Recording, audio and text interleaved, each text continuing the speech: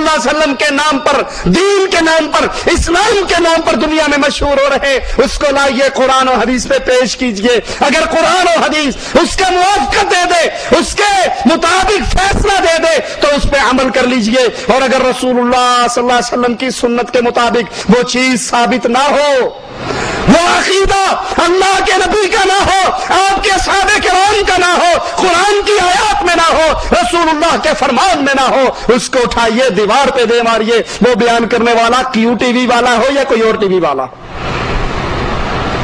یہ دین کے نام پر بے دینی پھیلانے والے چینل، واللہ اللہ سے ڈر کے کہتا ہوں، انڈیا کی انگلش فلموں کے چینل اتنے خطرناک نہیں ہے اس امت اسلام کے لیے جتنے خطرناک یہ کیو ٹی وی کی شکل کے اندر شرک پھیلانے والے چینل ہے۔ اس کے ذریعے ایمان کا بیڑا غرق ہوتا ہے۔ فلم دیکھ کر تو صرف انسان گناہگار ہوتا ہے، اور کیو ٹی وی کی بکواسات سن کر ہو سکتا ہے انسان ایمان سے ہی فارغ ہو جائے۔ اس لیے اللہ سے ڈریے، قرآن حکیم کو لازم پکڑیے، دن کے اندر 10 منٹ 15 منٹ آدھا گھنٹہ نکالیے، اس قرآن کا ترجمہ پڑھیے، تفسیر پڑھیے، اس قرآن سے ہدایت لیجیے۔ صحیح بخاری ہر گھر میں، ہر کمرے میں رکھیے، صحیح بخاری کو حرز جا بنائیے، ہر مسئلہ آپ کو درپیش ہو اللہ کے نبی کی حدیثوں کو کھولیے، اس پہ عمل کیجیے۔ اللہ سے دعا ہے اللہ ہمارے گناہوں کو معاف فرما دے، اللہ ہماری خطاؤں کو معاف فرما دے، اللہ ہماری سیاہ کاریوں کو معاف فرما دے، اللہ ہمیں زندہ رکھے، ایمان پہ رکھے، اللہ ہمیں موت دے، اس حال میں دے، اللہ ہم سے راضی ہو، ہم اپنے اللہ سے راضی ہوں۔ اقول قولی ھذا واستغفر اللہ لی ولکم ولسائر المسلمین فاستغفروہ انہ هو الغفور الرحیم۔ بچی اور بچے کے عقیقے میں کیا فرق ہے؟ بچہ اگر اس کا عقیقہ کرنا ہے تو 2 جانور ہیں اور بچی کے لیے 1 جان ہے۔ ہم دیکھتے ہیں جب طلاق دیتے ہیں تو اسی دن عورت کو گھر سے نکال دیتے ہیں، کیا یہ صحیح ہے؟ کتنی مرتبہ طلاق بولنا چاہیے؟ کتنے دن کی عدت ہونی چاہیے؟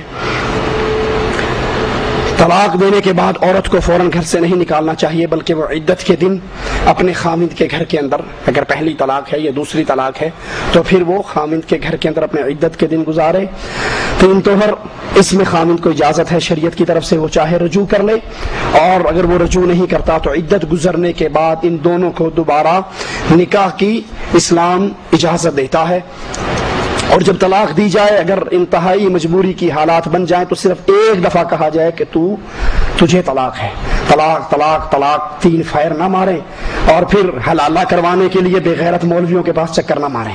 یہ حلالہ نہیں، یہ حرامہ ہے، اور 1 دفعہ 3 طلاق کہنا بھی درست نہیں ہے، صرف 1 ہی کہنا چاہیے۔ اور اگر کسی نے غلطی میں 3 طلاق کہہ بھی دی ہے تب بھی 1 ہوتی ہے، 3 نہیں ہوتی۔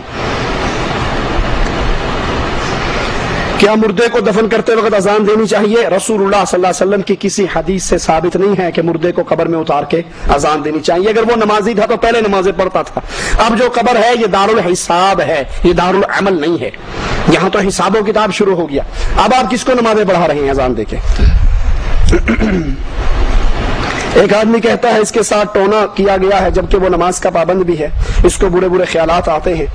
اگر کسی نے کسی پر جادو وغیرہ کر دیا ہے، کروایا ہے، یا شیاطین کا کوئی اثر ہے تو اس اللہ کے بندے کو چاہیے کہ سورۃ بقرہ مستقل ڈیلی اس کی تلاوت کرے، پڑھے۔ اللہ کے نبی صلی اللہ علیہ وسلم نے فرمایا جس گھر میں سورۃ بقرہ پڑھی جائے وہاں سے شیطان بھاگ جاتا ہے۔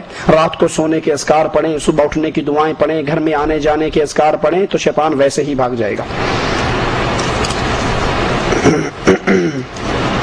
کیا نکاح یعنی شادی سے پہلے 1-2 مہینے پہلے حق مہر دیا جا سکتا ہے تاکہ لڑکی والوں کے گھر کے کام آ سکے، یا صرف نکاح کے وقت ہی دیا جا سکتا ہے؟ جو حق مہر طے ہو گیا ہے، آپ نکاح پہ دینا چاہتے ہیں نکاح پہ دے دیں، نکاح سے پہلے دینا چاہتے ہیں وہ آپ کی مرضی ہے، لیکن وہ آپ پر واجب تبھی ہے جب آپ کا نکاح ہوتا ہے۔ ہو سکتا ہے حق مہر لے لیں اور نکاح نہ دیں، پھر کیا کرو گے؟ مال بھی جائے گا، ہیں؟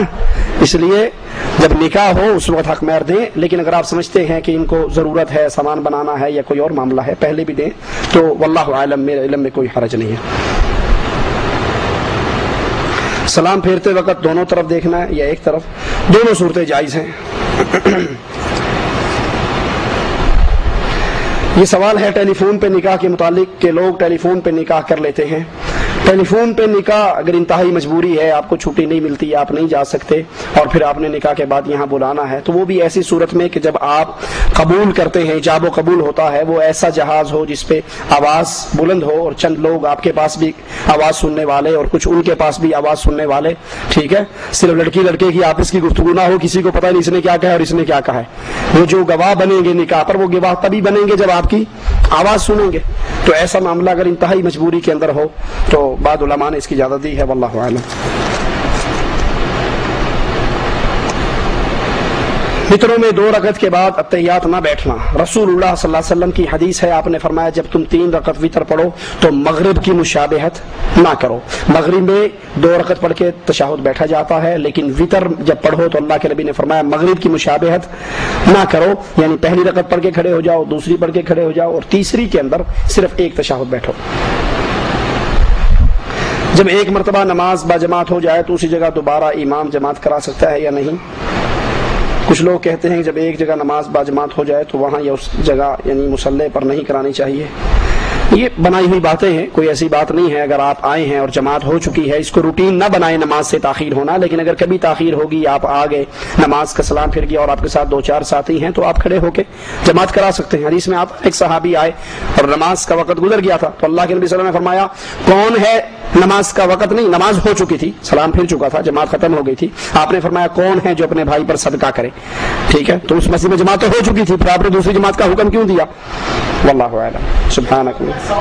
جی جی جی ہاں جی. سوال میرا یہ ہے کہ جب بھی آپ نے ابھی فرمایا کہ نبی کریم صلی اللہ علیہ وسلم نے بیت المقدس میں سارے انبیاء علیہ السلام کو نماز پڑھائی, الحمدللہ میرا عقیدہ ہے, مگر جو نیور اللہ کہنے والے لوگ ہمیں یہ کہتے ہیں کہ آپ کہتے جو دنیا سے چلا گیا اس زمین پہ آتا ہی نہیں, تو نبی کریم صلی اللہ علیہ وسلم نے سارے السلام کو بیت المقدس میں نماز کیسے پڑھائے, سارے وسلم کیسے ہے, تو اس کی تھوڑی سی وضاحت کیجیے تاکہ شخص معقول ہو جائے.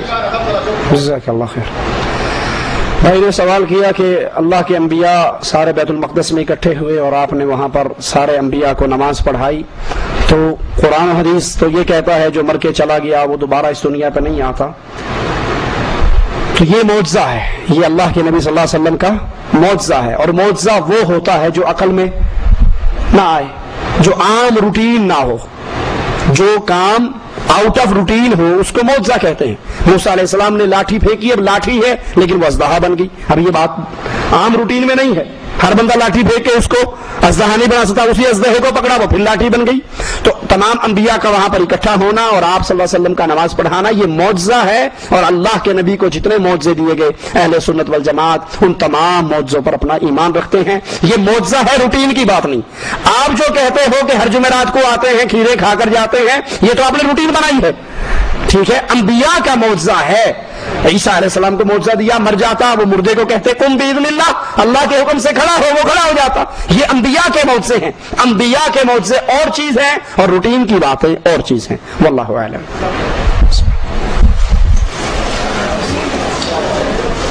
السلام